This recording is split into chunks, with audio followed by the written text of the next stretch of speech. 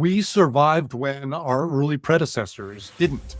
And I believe it was largely because of our ability to deal with the vagaries of climate and the extremes of water availability. And again, the success of those early empires depended on our ability to deal with the hydrologic cycle, to get water where we wanted it. We invented agriculture, intentional agriculture, to support those early empires. But ultimately, the end of the First Age happened, I think, when our human population started to outgrow our ability to just deal with those aspects of the hydrologic cycle. We needed to get smarter about our manipulations of water. The problem isn't that we can't solve those problems. The problem is that we haven't. We haven't extended the advances of water purification and water treatment to the rest of the world. Probably the most disturbing to me is what I describe as water poverty, the fact that not everyone on the planet has access to safe water and adequate sanitation. 2 billion people probably don't have access to safe water and sanitation, and they're vulnerable now to water-related diseases that, again, we know how to cure, we know how to prevent. Welcome to Liquid Assets. I'm your host, Ravi Karani. Liquid Assets is a podcast where we talk about the intersection of business, policy, and technology, all as it looks at water. Hi, I'm Peter Gleick. I'm co-founder and senior fellow of the Pacific Institute in Oakland and author of The 3 Ages of Water. Peter, how are you doing today? I'm good. How are you, Ravi? I am doing good, doing really good. Good. We were chatting before I hit record, and let's just jump right into your book, The 3 Ages of Water. If you can, for the audience, maybe just give a little summary. What exactly are the 3 Ages of Water? Yeah, let's go ahead and start off there. Sure. The book is 3 Ages of Water, Prehistoric Past, Imperiled Present, and a Hope for the Future. And really, it's the human history of water, going back literally to the origins of the universe and the creation of the first molecules of water and the first empires on Earth and how they managed water. The first age of water really is a prehistoric past and the role that water played in the evolution of humanity in those first early empires. The second age of water I describe as our age, a period of time from the Islamic Golden Age through the Renaissance in Europe, the scientific advances and engineering advances that really brought us the wonderful advances of the world we live in today, but also the unintended consequences, the different crises that face us today in the world of water. And the third age of water I describe as the coming age, the future that could be, and I think will be, a more positive, sustainable future. And I talk in the book about both the crises that we face, but how to solve those crises and move to that sustainable future for water. Let's go back and unpack your 3 ages. Let's go back to the first one. You say the prehistoric empires. I got a little bit of notes from your book, and it's just, I would love to understand, and also I think the audience of what, and I think you do this beautifully in the book, of what exactly did the first peoples, like how did water help us, and what is that fundamental first molecule? So interestingly enough, we live on a remarkable planet, of course, a planet that has life, the only forms of life that we know. And it's pretty clear that the success of our own species, the success of Homo sapiens, ultimately depended on our ability to manipulate and manage the hydrologic cycle, to deal with extreme events, extreme droughts, periods of climatic disasters.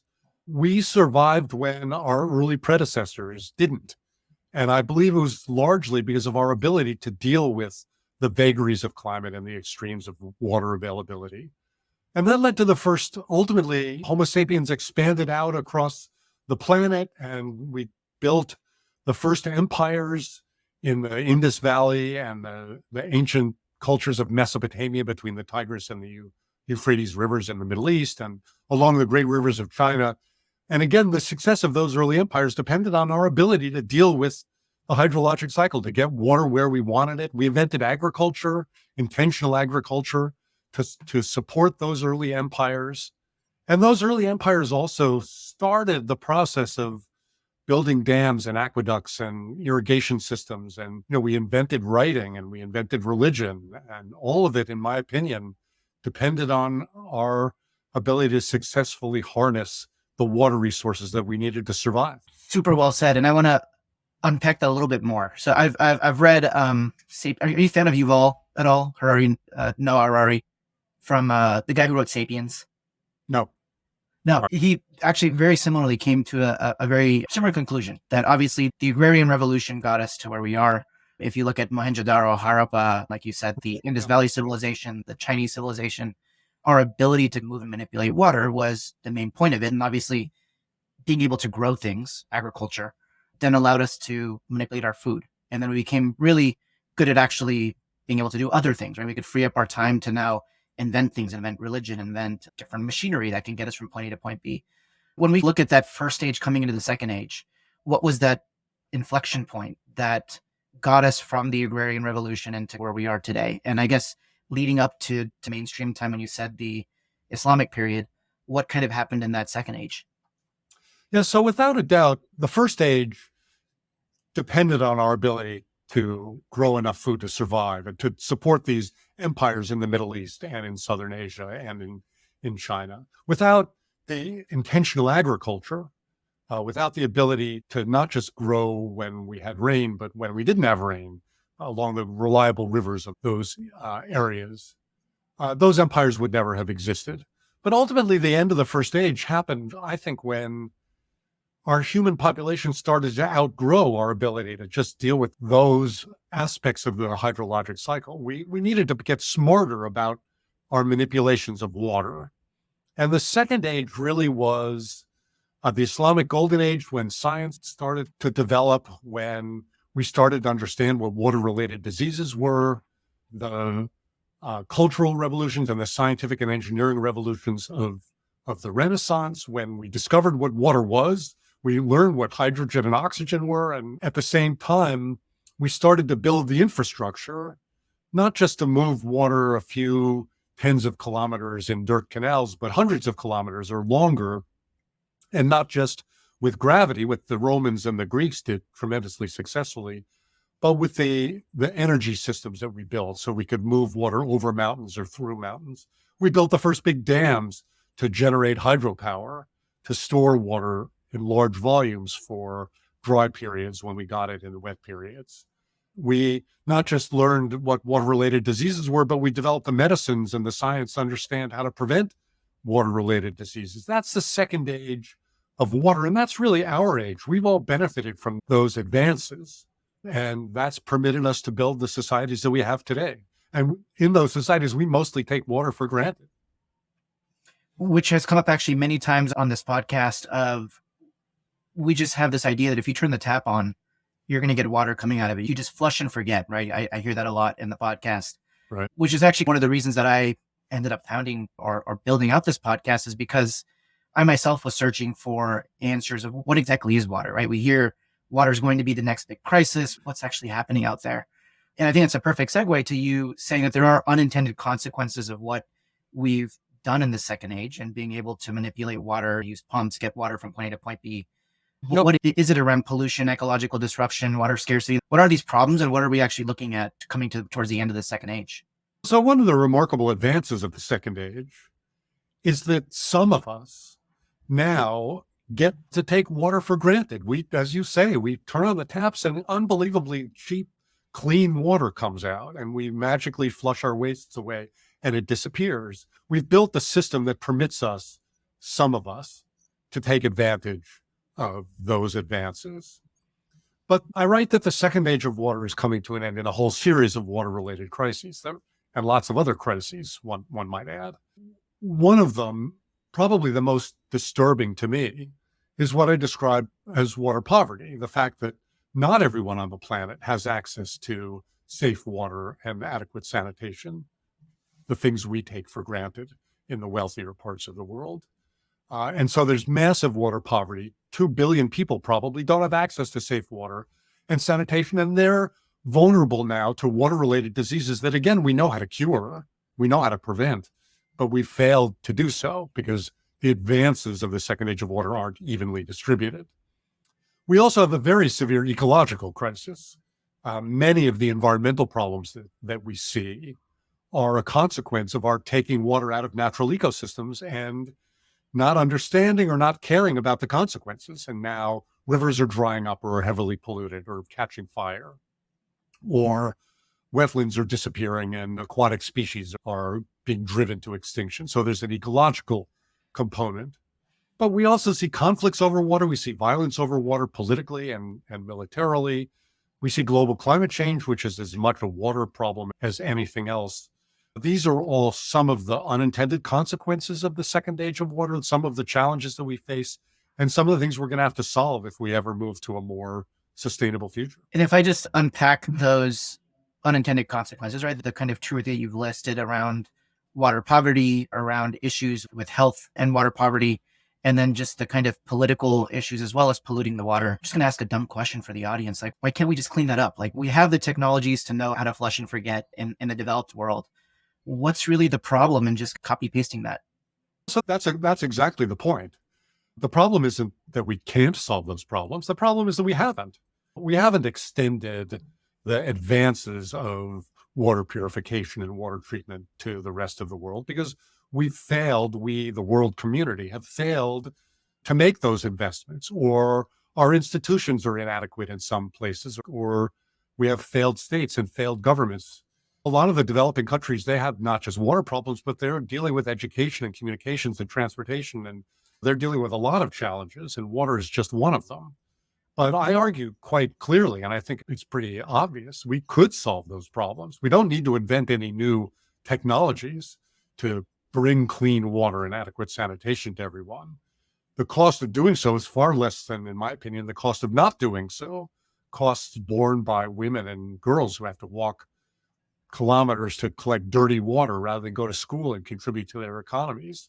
Or we pay in water-related diseases and health issues that have a serious economic cost. Water poverty isn't an unsolvable problem. It's just an unsolved problem. And so when we start moving into the third age, what are these solutions that obviously currently exist today that we could implement to get us to there? And then what happens if we don't, right? What's this future if we don't make any changes? Well, so the good news, as I described in the book, which I describe as a hope for the future, is that the solutions to the crises we face are available. We have answers to solve water poverty. We have answers to solve the ecological destruction that we've imposed because of our water policies of the second age. We could improve our politics and our water institutions. And we see examples, there are success stories all over the place around the world. We can talk about specific examples. But again, one of the reasons I'm optimistic about the future is that I see the innovative things, the smart things, the technologies that could be applied and sometimes are being applied to solve each piece of these unintended consequences. And the challenge is to identify what's available out there, what's being done, what smart things are happening, and to scale them up and to make them happen faster. And if you were to build a Pareto or maybe an 80-20 around what problems we need to fix and what solutions we can easily plug in to get that, what are those? So my top concern really is this issue of water poverty. If we could provide safe water and sanitation to everyone on the planet, we would solve all sorts of problems that are the result of that water poverty. We would reduce water-related diseases. We would let women and girls participate, get educated and participate in regions of the world where they're now excluded from the advances of. We could reduce conflicts over water. A lot of the conflicts that we see worldwide over water are the result of conflicts over access to safe water or disputes about control over water resources and water rights. So solving water poverty is, in my opinion, the first and most important step forward. But there are lots of other things that we need to do. And when we look at solutions or the kind of toolbox to solve water poverty, is that just getting governments to more efficiently allocate their capital, or is it access to technology? Is there even 3 bullet points or a fix that we could potentially look at? Yeah, so one thing to do, obviously, is to make sure that access to the technologies for water delivery and water purification and water treatment are available to everyone. Another is to make sure that the money is available to invest in those alternatives. And it doesn't necessarily mean the same exact infrastructure that we built here in the richer countries. It may not mean centralized water treatment and distribution systems. It may mean smart, decentralized rural systems. And increasingly, there are new technologies out there for small scale distributed systems for purification. A lot of the water problems that we have, the poverty, is a rural problem. It's not just an urban problem. In the big cities that don't have this infrastructure, let's do what we've done. Let's build the centralized treatment and distribution systems and wastewater treatment plants. But in rural areas, it may be a different model that could be applied. There are all sorts of new small scale technologies for water purification, water desalination when you have salty brines, for pulling water out of the air. There are all sorts of technologies that are available, but we need to make sure that those technologies are widely distributed. And frankly, sometimes it's just better institutions. A lot of the failures are institutional failures. We don't have good institutions, even in places like the United States. And we see failures like Flint, Michigan, or Jackson, Mississippi, where we had water systems that failed because of inadequate investment or corruption or mismanagement. So institutional issues are also very important. I want to pivot a little bit to the work that you do. You founded the Pacific Institute back in, I think, 87. Is that correct? 87, 1980. Let's go to that really quick. What is the Pacific Institute? What does your work kind of constitute there? Because I feel like there's a bit of a through line on the solutions that you could architect in this third phase and kind of what the Pacific Institute does. Now, so the Pacific Institute in Oakland, California, it's an independent nonprofit research institute. We do work on research and policy around global freshwater challenges. And one of the rationales for the Institute at the very beginning in 1987 was that a lot of the problems we were looking at, we, the founders thought, were interdisciplinary problems. They were not narrow engineering problems or narrow economic problems or narrow political problems, but problems that crossed all of those borders, and that we weren't going to understand or solve environmental issues unless we looked at them from an interdisciplinary point of view, which universities were not very good at, and corporations are not very good at, and governments are not very good at. And I think that's proven to be true, that the solutions to climate change, the solutions to water problems, the solutions to energy problems aren't purely going to be found in technology or in narrow economic thinking or in narrow political thinking, but are going to require really interdisciplinary thinking. And that's absolutely true for the water problem. It's not just a technology problem or an economic problem or a political problem. It's an integration of those issues. And our traditional institutions aren't very good at that. And that's one of the things we focus on at the Institute in the context of sustainable water resources. And what does that tactically look like? I feel like the audience or myself can very clearly understand focusing on a particular vertical. Let's get a technology to fix filtration or fix brine. When you talk about multidisciplinary problems or the meshing of politics, economics, and technology, how does the Institute execute that? What does a plan look like? What actually happens from the Institute's journey in fixing a problem? One of the things I've written about is, I call it the soft path for water, which is juxtapose sort of the antithesis of what we did in the second age of water, which was the hard path, that is, develop the hard infrastructure, the science and the technology, the engineering, and the centralized institutions that we've applied to solve our problems. And I should be very clear right at the outset, I should have said this earlier, the second age brought enormous benefits to us. It was a hugely successful effort to bring the benefits of smart thinking to our water systems and other systems. It does have these unintended consequences that now we have to deal with. But the second age of water brought great benefits to us. But it was a time when, again, I said this earlier, we didn't understand or we ignored, for example, the ecological consequences of our actions. And so the soft path for water says, let's do what we did in the second age. Let's bring water supply to everyone, but let's think differently about water supply. It maybe no longer means draining our rivers and our aquifers.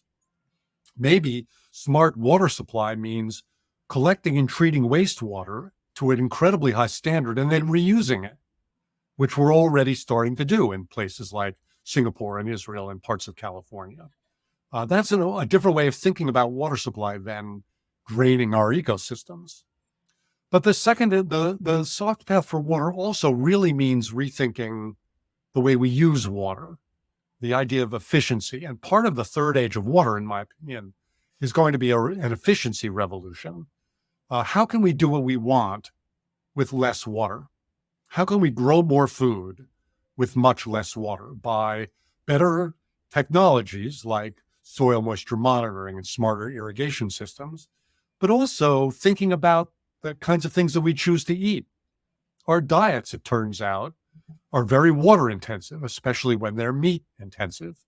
So that's a different way of thinking about supply and demand of water and the way we think about agriculture. But thinking about demand is not easy. It's not something we've traditionally done. And it's an important part of moving to the third age of water. I love what you said there because it's alongside this thinking of basically an abundance mindset, right? Many times, a lot of forward thinkers or people that kind of look at the market in the future, they always think that we need to cut supply. Like, we can't all have the same life that we're living because we just have to be less abundant than we are today. But in your framework, we should actually have more, but we should just be more efficient with how we're using what we're using, be that water, and being just more efficient and smarter in the way that we're using the supply that we currently have without damaging the hydrological system. So that's a great point. It's actually a mix of two things. Absolutely, we need to be more efficient at doing what we want. We don't want to use water, except for really things like drinking, survival. But we want clean clothes and clean dishes, and we want to make semiconductors, and we want communications, and we want food. And a lot of the things that we want require water, but almost all of them require far less water than we're currently spending to do those things. So if we focus not on water use, but on what we want, the benefits of water use, and then think about how to do those things as efficiently as possible, then some of the inequities in our system, the poverty in our system, can be addressed very directly without worsening our impacts on the environment, without stripping more water out of the environment. But it's also true that maybe some of the things that we're doing today, we shouldn't be doing. We should be eating less meat. I'm not saying we should be eating no meat, but we should be eating less meat. And the less meat we eat, the less water is required in the agricultural system to feed animals. And more of that water and more of that agricultural production could go to feed humans. That would benefit the water system. It would benefit ecosystems. It would benefit human health. And so we have to think both about efficiency, but we also have to think pretty carefully about the consumption side of the equation and what we're choosing to do. Around the soft path for water, you also have this concept called peak water, which sounds very similar to what you're explaining right now. Yeah. Can you explain peak water as a concept? Yeah, I developed the concept of peak water with some colleagues. And basically, the idea is that there are limits to what we are able to do with the water cycle. There's peak renewable water. A lot of our water resources are renewable in the sense that the hydrologic cycle refills our rivers when we drain them every year because it rains. That's the hydrologic cycle. But there are renewable limits. We drain we use the entire flow of the Colorado River every year. And we might want more water out of the Colorado River or the Yellow River in China or any number of our rivers that are overtapped, but we can't have any more. We're up to the renewable limits of our systems. That's peak renewable water. But some of our water resources are non-renewable. A lot of our water comes from non-renewable use of groundwater, where it's non-renewable in the sense like a bank account is non-renewable or oil resources are non-renewable when you use them faster than we refill them. And for water resources, some of our groundwater systems are being drained. We're pulling water out faster than nature recharges them. And that's a non-renewable peak limit. And we see in the Central Valley of California and the Ogallala Aquifer under the Great Plains in the US, and in northern China and in parts of India and Pakistan, we're overdrafting those groundwater systems. And that's unsustainable. We have to figure out how to bring the entire system back into balance if we're going to have a sustainable future. You have such a deep knowledge of water. Your background from when you were at Yale and Berkeley to your background in the government in California has just allowed for so many different verticals of how you have this really vibrant view of water. I wanted to rewind Peter's life to the beginning or close to where you feel like starting. What was your kind of upbringing like? When did you start to really realize that you wanted to get into water? For the kind of listeners out there, I feel like a lot of our audience wants to get into water. There are younger folks out there that are looking to get into water. What did the life of Peter look like? Those folks absolutely ought to get into water because at its heart, there's nothing more important. So I've always been interested in the environment. I was a bird watcher from a very young age. My father was a birder. We'd go out, and I grew up in a big city in New York, but we valued and treasured the little bits of the natural environment that we could see around us. And that was always important to me. And I grew up at a time also when there were a series of environmental crises. The environmental movement was booming. We were beginning to understand and address some of the environmental challenges, the crises that we developed and caused in the 20th century. There were a series of energy crises, and I got into the energy and environment field, and ultimately went to school and graduate school in the field of energy and environment. That really led to a focus on water. Water was such an important part of all of those aspects of the environment and energy systems. It was under address. People hadn't looked much at it. I did some of the earliest work on the impacts of climate change on water systems. And I just think water is so important. It touches everything we care about. We've talked about food. 80% of the water we use goes to grow food, but it touches ecosystems. It touches politics and conflict. It touches institutions and water management. And there's so many aspects of water because it touches so many aspects of our lives. It's great to see a growing interest in water. And heaven knows we need a lot more people dealing with not just the crises, but the solutions and how to move to this sustainable third age. When you started your career in water and when you were studying, when you wrote those first papers, are there thoughts and thinking that you had back then that the world was like that are different today? So some of the early work I did, I looked at climate change early on. I looked at conflicts over water early on, some of the earliest work on conflicts over water, at a time when international security was considered to be realpolitik, superpower politics. Everybody was worried about nuclear war between the US and the Soviet Union, which of course we still worry about and ought to worry about. But I thought at the time, and I think it's pretty clear now, that conflicts are about much more than that. They're about resources, they're about poverty and inequity. And I think that we now have a better understanding of some of the connections between environment and security and between poverty and inequalities and conflict. And water is a piece of that. It's not the only piece, but it is a way to think about some of those challenges and a way to understand that reducing conflicts and reducing poverty means reducing inequities, reducing poverty. We're not going to solve these problems just by watching the rich get richer, but by addressing the challenges facing the poorer populations of the planet. And so when you think about water policy, as you mentioned, there is a multimodal aspect here. Folks looking at education, at water policy, at the environment, at a whole bunch of things. And there's obviously not only governments, but corporations as well. And in the spectrum of highly capitalist societies to some that are less, where would you place, I guess let me reframe that question. How would you work with governments and corporations combined to build a solid water policy, right? Because there's so many incentives at play. Removing even the kind of injustices, the fact that we're degrading the environment, et cetera, et cetera. But like, how do you build the incentives for the governments and the corporations to also get buy-in into this as well?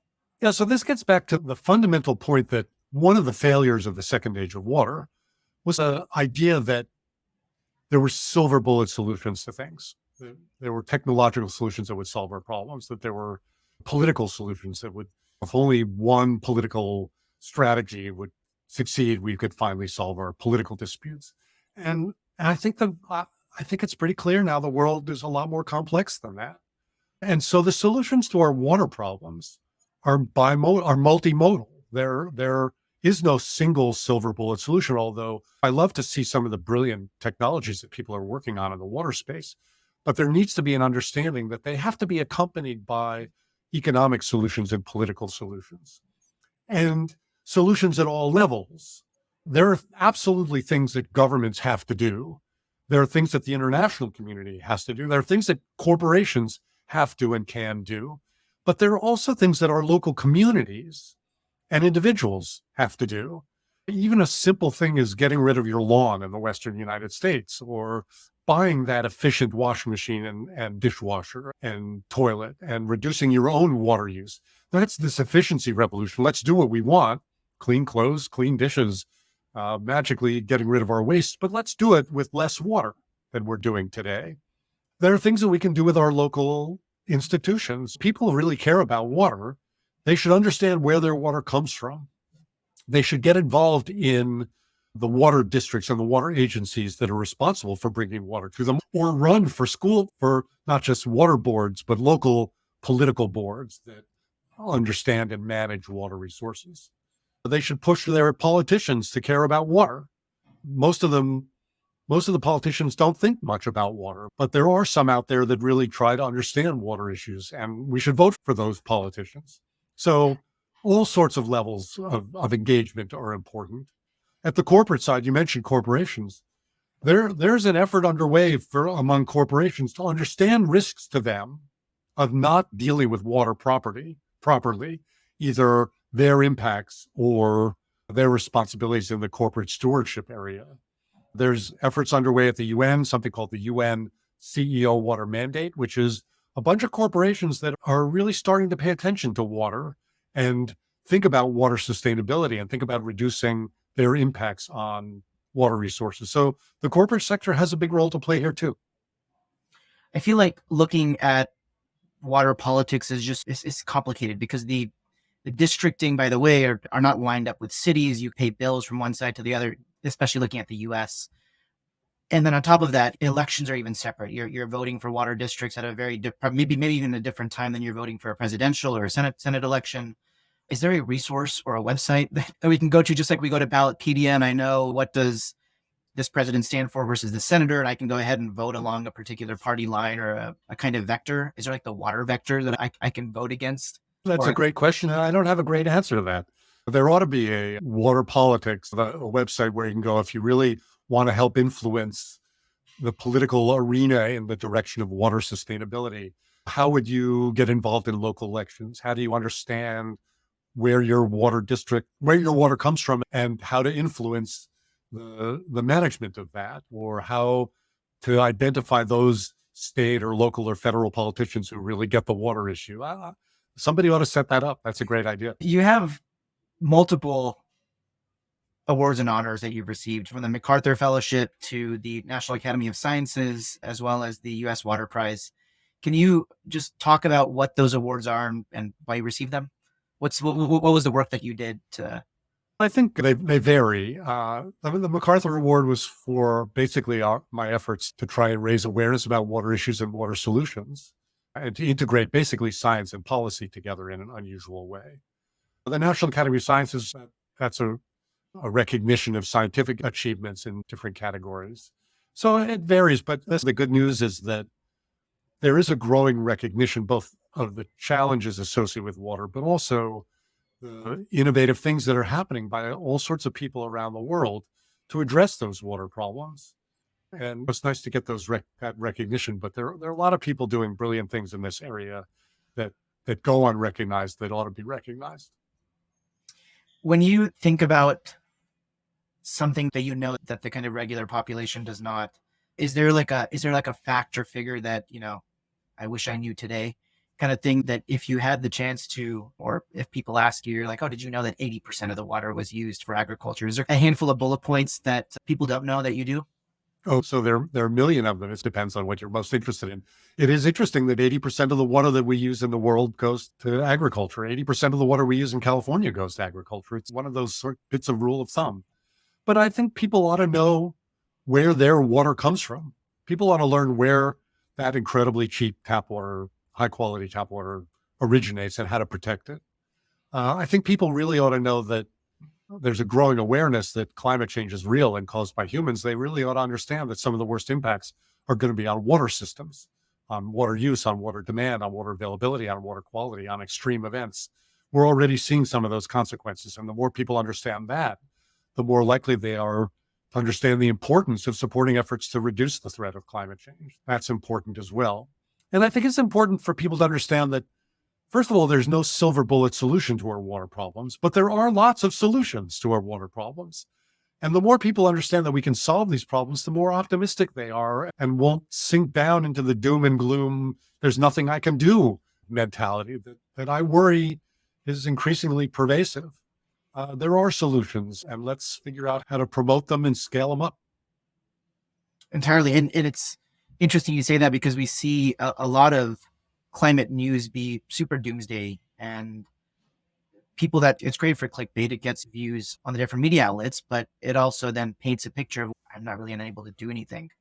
And Yeah, you're right. there's plenty of bad news out there, and we ought to understand it and be aware of it. But there is good news out there, and there's solutions, and it's less clickbaity, but it's more important.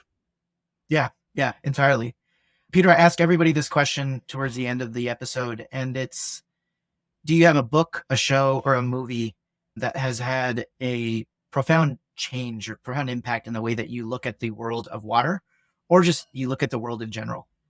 Well, so I love science fiction. I read it all. I love the dystopian movies that we see. I just watched another one last night. A lot of them are related to water, actually, on my website at glick.org, at glick.com. I have a list of water related movies. There are lots of them, the science fiction ones, but things like Chinatown, and it turns out there are lots of movies related to water. And so if people like that genre, lots of things to see there. It's awesome. Yeah, I love science fiction because it gives us the ability to forecast or forward look at what would happen in multiple different permutations of the world given technology entirely. There's an amazing actually investor. I think he's in the Bay. His name is Packy. He took a look at the last 100 years of sci-fi from Asimov to the three body problem with Liu Cixin, and Right. he analyzed the technologies we had today and when it was first mentioned. It's a really interesting list. He was like, I think the iPhone was predicted back in 1908 by some sci-fi author or something, and so it's a really interesting list. But Peter, I just saw an interview with Arthur C. Clarke from 1964, in which he basically talks about the future and cities of the future and the idea that maybe someday everyone will be so connected physically they could talk to anybody any moment on anywhere on the planet, and we wouldn't have to all live in cities and we can conduct our business remotely. It was quite prescient. yeah, interesting. Peter, thank you so much for joining today. This was Ronnie, it was my pleasure. It was a fun conversation.